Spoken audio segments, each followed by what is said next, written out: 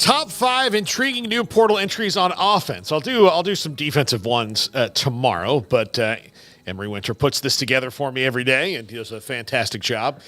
Number 5, and they're intriguing in different ways. Number 5, JaQuinden Jackson from Utah. Now, this was a guy when he came out of high school in was he at Duncanville, right, Craig?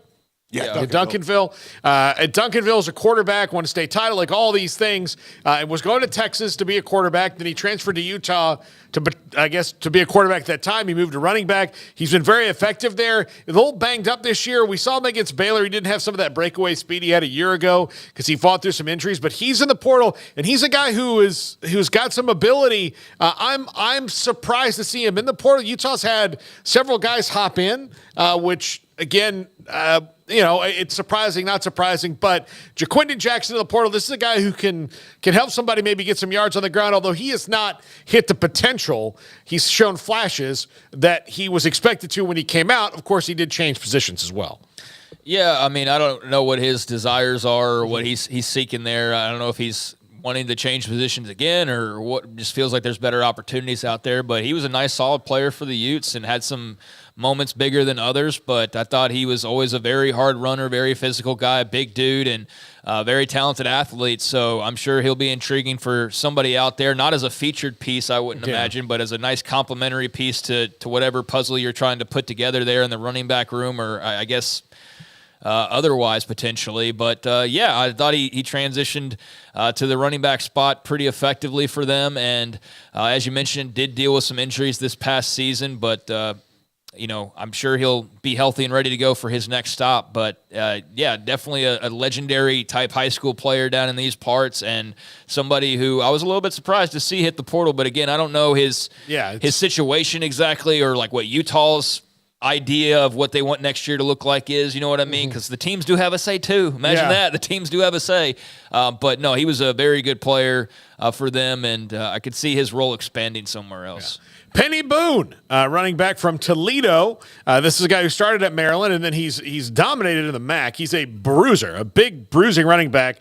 Louisville, Florida State, and Kentucky are his top 3 right now. He's taking a visit to Louisville this week. But if you are looking to move the chains and pick up first downs and score when you're in the red zone, this is a very interesting guy.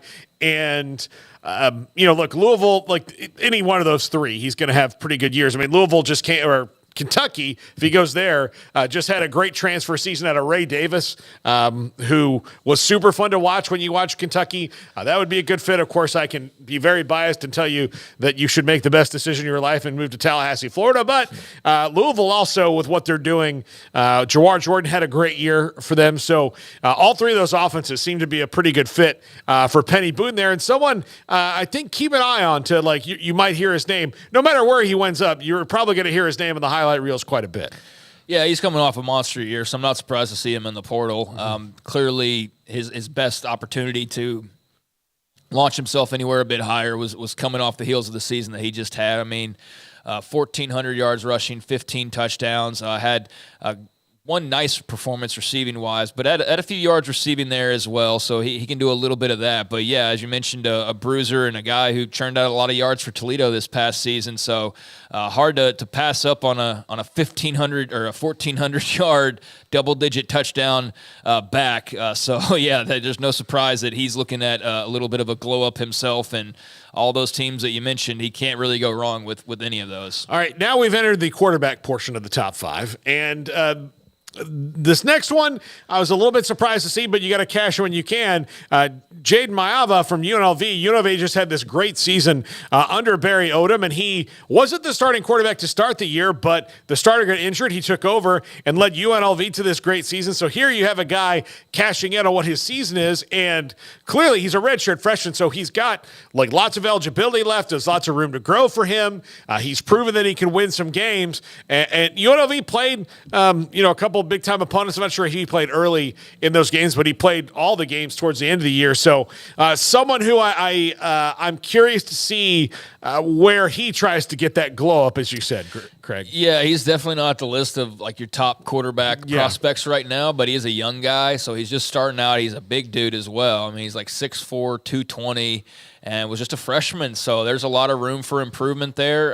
Definitely needs to cut down on the turnovers, but again, he was a freshman, and so a lot of those came down the stretch in some of their losing streaks. So it was a very up and down year for UNLV, but I was very impressed by just their season as a whole, and the job done there with Barry Odom. I think that that's one of those places you always hear about is untapped potential. And when the Big 12 was expanding, we had a lot of the UNLV talk, and they just weren't really ripe for that. But you do wonder if the right coach, the right place, the right time of what he can turn that into. So yeah, I'm excited to see what UNLV continues to grow into. But obviously, you don't want to lose your young quarterback. Yeah. So that's a bit of the downside of not being the biggest school there in the world. So, I don't think he's amongst your top mentioned guys, but as far as a young quarterback with some impressive physical tools, he's certainly going to attract the eye of somebody out there. Yeah, that's why he's intriguing. Like, again, this is not a surefire thing. None of this is. But, like, for me, this is another guy who's interesting, and it's because this team is coming off the best season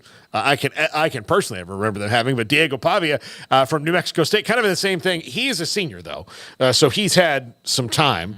But, look, New Mexico State just had this great season, and they won the bowl game, and Jerry Kill is now retired again. But they beat Auburn, like all these things. So this is someone maybe, look, he's 5'11", 175 or whatever, 185. So he's in the Doug Flutie mold when it comes to size. So you're going to have to protect. He's like 6 foot. He is. Yeah, he's like 6 foot. Typically like 195, 200, like somewhere in there. I'd say he's 6 foot. He's not 5'7". Okay. I said 5'11". Oh, I thought you said 5'7". I was like, no, he's not 5'7". Sorry, that's my bad. Yeah, he's 5'11". That's why I disputed that as greatly as I did. I was like, 5'7". You're really I said he's 5'11". You said he's 6 foot. I'm like, I'm sure he tells girls he's 6 feet tall. That's my fault for just mishearing you. I was like, that was doing him some injustice there. So we're on the same page, really. Yeah. Look. If you're 5'11", you don't tell people you're 5'11" until you get caught. You tell them you're 6 feet tall. Exactly. Okay. That was my ears going. Yeah. But 5'11", 172 is what he's listed at. Washington State, Western Kentucky, taking visits there. Now I don't know if this is a guy who's going to jump up to the Power 5 or something like that. Like Washington State would make a ton of sense for him to me. But it's interesting that here's New Mexico State coming off their best season. They've got a senior quarterback going to the portal and trying to cash in, and good for him. But one I think that bears a little looking at. No, he's a really fun player. He's a really fun player to watch. If you are all Power 5 all the time or all SEC or Big Ten or whatever, then that's one of those guys that you didn't watch or pay attention to or maybe even hear about this year that I think you're missing out on as far as some entertainment value goes. So, yeah, I really enjoyed seeing what I did see of Diego Pavia, and I thought that was a really nice year by New Mexico State, but put up big numbers, put up some nice performances, and I think he's a really intriguing player who's got a good bit of experience under his belt after these past couple of seasons. So it does definitely have some work to do, but and room for improvement. But I think he's an electrifying. I hesitate to say that because that's such a strong word. But he's a playmaker. He's a guy who can make some plays for you. So yeah, I definitely think he's due for a bump up, and very interested in seeing where he might end up. Yeah, also was at the center was one of the most interesting controversies ever in that in the offseason he was, at New Mexico, which is their rival at their facility, and he peed on the logo. Yeah, and there was that. And then they wouldn't let him in the indoor because I guess they just felt he was just going to pee everywhere. I don't know, but Yeah, there was that. There was that going on. But yeah, I guess they were afraid he's going to spray all over the place if you let him in. I don't know. Yeah. But look, he's the conference player of the year this year. But despite all of that controversy, he was fun to watch. So yeah. Number one, and we've talked about him a lot on the show today, Kaiden Salter of Liberty, pretty intriguing. And I would think that Auburn would have a clear lead here in this. But again, when you're someone like Kaiden Salter, who now has gotten the looks around, Hugh Freeze knowing him is something, and Auburn desperately needing someone like Kaiden Salter is something. But there are other people that need you and other people that have money. So unless he's already made up his mind where to go, he's going to have plenty of options. And we talked about him earlier and how intriguing he could be when it comes to that.